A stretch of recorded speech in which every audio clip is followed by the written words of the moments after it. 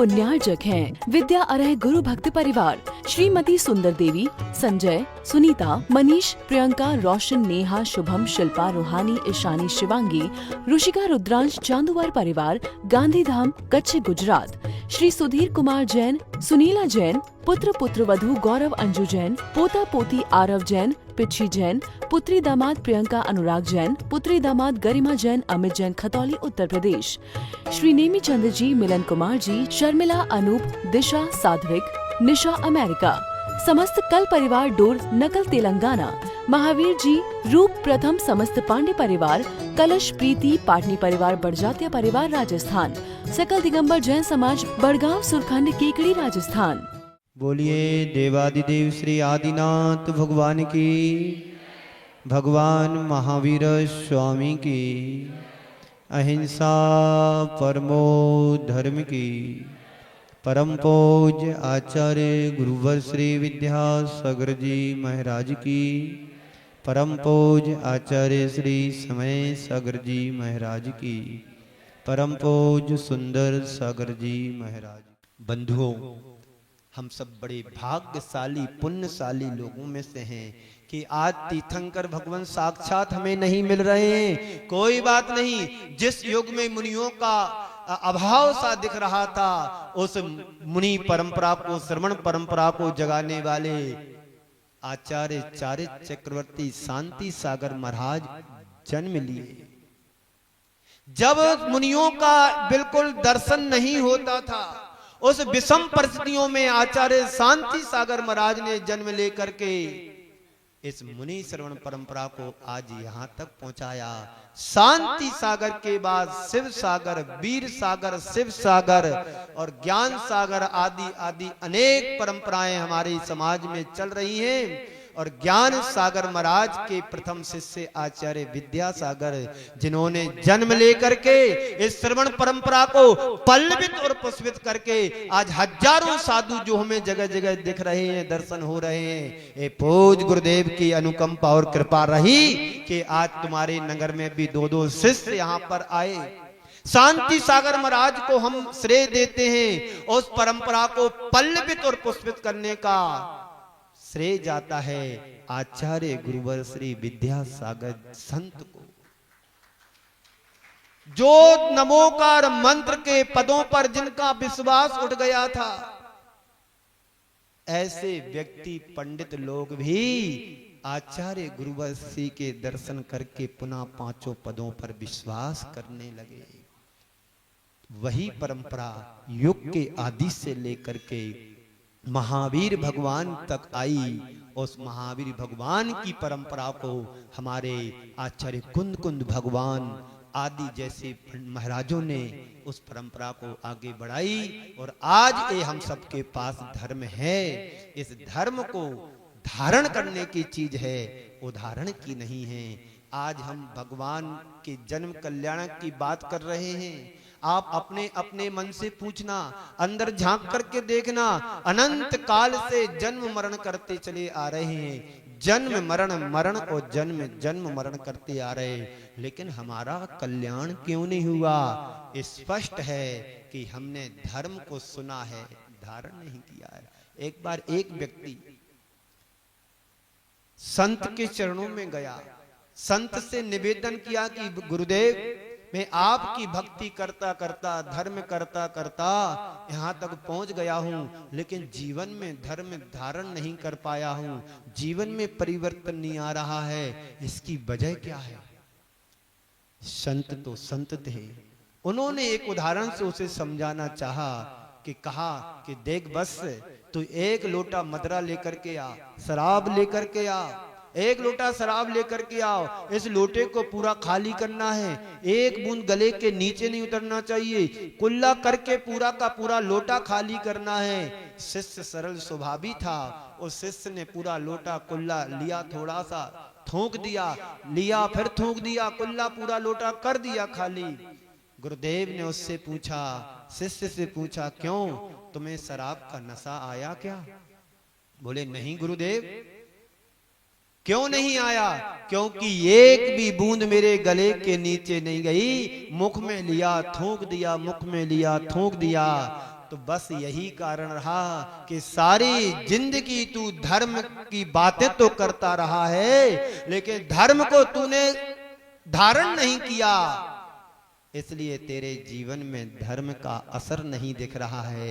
जिस दिन धर्म की बातों को तू धारण कर लेगा, जीवन बदल जाएगा, परिवर्तन आ जाएगा।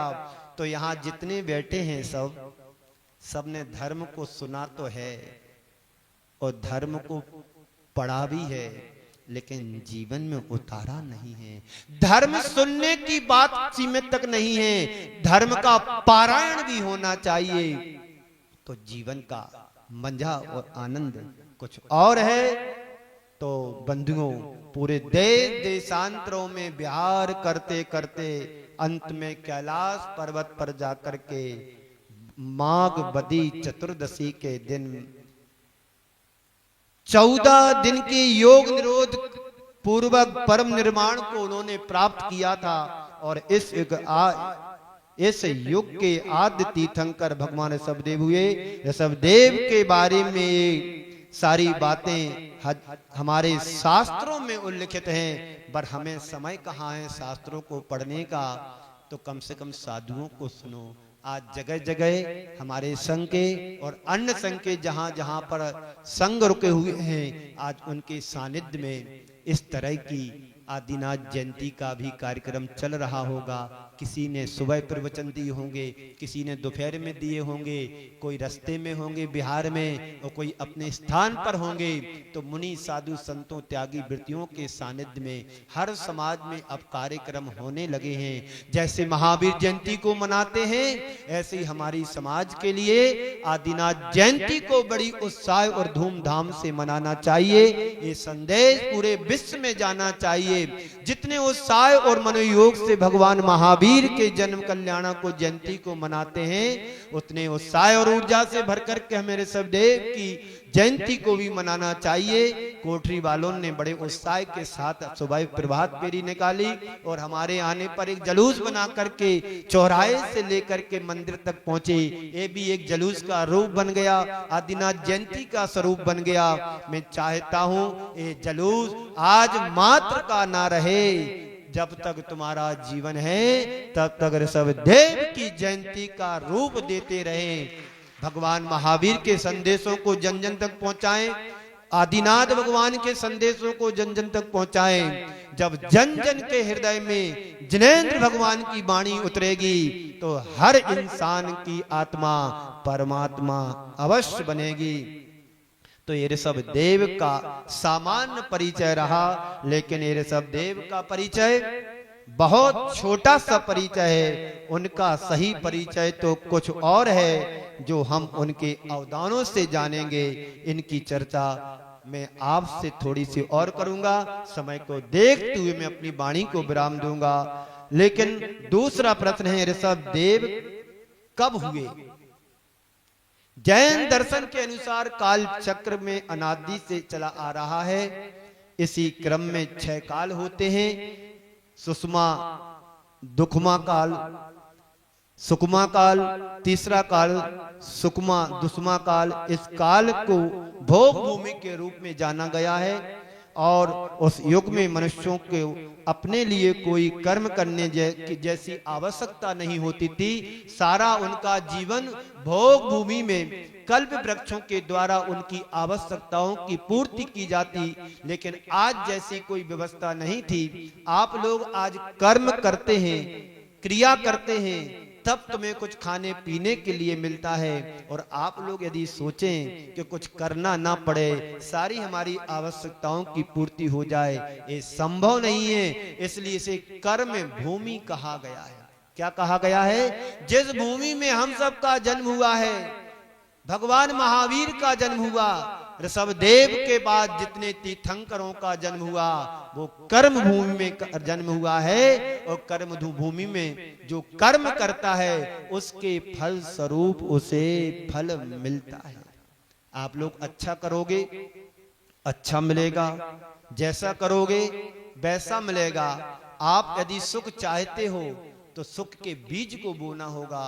और यदि आपके जीवन में दुख आ रहा है तो किसी को कहने की जरूरत नहीं, ये सोचो कि हमने पिछली पर्यायों में ऐसा क्या किया होगा जिसके कारण आज हमारे जीवन में दुख चल रहा है। आप कहीं पर भी हाथ डालते हैं, विपरीतता दिखाई देती है, अच्छा करते हैं, फल नहीं मिलता है, जो वांछित फल तुम्हें चाहिए वो नहीं मिल पा रहा है। इसकी वजह क्या है कि हमारे जीवन में असाता कर्म चल रहा है। आज मैंने सुबह कहा था कि विषम से विषम परिस्थितियों में भी हमें धर्म को नहीं भूलना चाहिए, कर्म को नहीं भूलना चाहिए, दान पुण्य थोड़ा थोड़ा करते रहना चाहिए। अभी आप लोगों ने शांति धारा देखी, करने वालों ने शांति धारा की, मैंने कहा इतना देना, सामने से आवाज आई, जो गुरुदेव आपकी इच्छा, जो आज्ञा।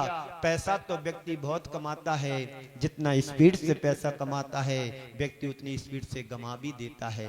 पर संत कहते हैं कमाओ गमाने के लिए नहीं, कमाओ कमाओ बचाने के लिए कमाओ, और बचा करके फिर क्या करें, अच्छी जगह लगाने के लिए उस पैसे को सदव्यय करो, जिससे तुम्हारा जो पाप अर्जित हुआ है उससे पाप साफ हो सके। यही उपदेश हमारे 24 तीर्थंकरों ने दिए हैं कि बिना कर्म किए कुछ फल मिलने वाला नहीं है। इसलिए अच्छा करो, बेटर करो, बेस्ट करो, जिससे तुम्हारा जीवन भी अच्छा बने। तो बंधुओं, हमारे समस्त आवश्यकताओं की पूर्ति उस समय होने वाले प्राकृतिक कल्प वृक्षों से हुआ करती थी। हमारी आवश्यकताओं की जो आवश्यकताएं थी बहुत सीमित थी उस जमाने में, और इच्छाएं भी हम सबकी बहुत अल्प हुआ करती थी। जब धीरे धीरे तीसरे काल का अंत होने को हुआ तो कल्प वृक्षों का प्रभाव मंद होने लगा। उस समय अनेक प्रकार की प्राकृतिक परिवर्तन भी हुए। उस समय होने वाले प्राकृतिक परिवर्तनों से समाज को मार्गदर्शन देने के लिए ऋषभदेव प्रकट हुए, जिसमें अंतिम कुलकर के रूप में राजा नाभिराय हुए थे, जो भगवान ऋषभदेव के पिता श्री कहलाए। अंतिम कुलकर के काल में कल्प वृक्षों का फल एकदम मंद हो गया था। जब कल्प वृक्षों का मंद होना हुआ, कल्प वृक्षों ने फल देना जब बंद कर दिया, तो लोगों के लिए, संघर्ष के लिए, उनके उपदेश के लिए ऋषभदेव ने कहा कि घबराओ नहीं, अब तुम्हारे लिए कुछ उपदेश दिया जा रहा है, जिससे तुम्हें कर्म करना होगा, और उस कर्म के फलस्वरूप तुम्हें अपने जीवन की आवश्यकताओं की पूर्ति करना होगी। आप लोगों के जीवन में भी देखो, पति कमाता है तो पत्नी गमा पाती है, यानी खर्च कर पाती है, और पति निकम्मा रहे, कमाए नहीं, तो पत्नी कहां से खर्च करेगी। तुम्हारी आवश्यकताओं की पूर्ति कौन कर सकता है? आप जब कमाओगे तो कहीं पर जब तुम खर्च कर पाओगे। जितना बजट होता है व्यक्ति उतने हिसाब से ही खर्च करता है। हमारे बुंदेलखंड में एक कहावत है, जितनी चादर होती है उतने पैर पसारे जाते हैं। जितना तुम्हारा बजट होता है उसी हिसाब से व्यक्ति खर्च करता है।